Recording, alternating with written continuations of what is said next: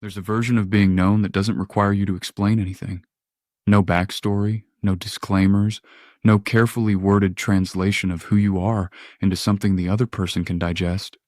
You just exist, and they see you. Not the rehearsed version, the real one. But that's not usually how connection works, is it? Most of what we call connection is actually translation.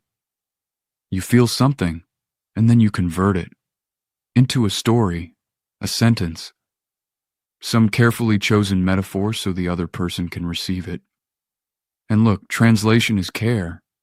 It takes real love to keep finding ways to make yourself legible to another human being, over and over again.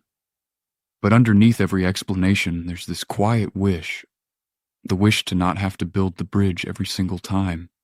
Because there's a difference between someone who understands you after you explain and someone who understood you before you even started talking. The first one is connection. The second is recognition. So how does recognition actually happen? Not through some big conversation, through 1,000 small noticings the other person never announced they were collecting. The friend who sees you go quiet before you're sad, not after. The partner who doesn't ask what's wrong because they already know it's just Tuesday, and Tuesdays are hard for reasons you mentioned once, 3 years ago. A hand reaching for your mug that's already been filled.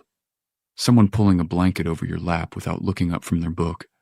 It's a quiet archive of who you are, assembled without your permission, and somehow accurate. This isn't just a nice idea. Psychologist Arthur Aaron's work on self-expansion theory found that in close relationships, neural representations of self and other actually start to overlap. Brain imaging shows the same regions light up when you think about a deeply known partner as when you think about yourself. A 2018 study published in Psychological Science found that long-term partners could predict each other's emotional responses with up to 73% accuracy. Not from conversation, from accumulated pattern recognition. And researcher Beverly Fair found that people consistently rank feeling understood without having to explain as the single highest indicator of intimacy. Higher than physical affection. Higher than verbal affirmation. Your body already knew this. The research just caught up. But here's what nobody really talks about. Being known without explanation means being known without defense. You can't control the version of you someone sees when you stop curating it.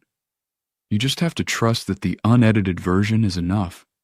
And most people never fully get there. Not because they don't want to. Because the vulnerability is enormous. This kind of knowing may come once. It may come rarely. It may not have come yet. That doesn't mean you failed at something. It means you understand how much courage it takes to stop translating. And when it does find you, you won't have to say a word.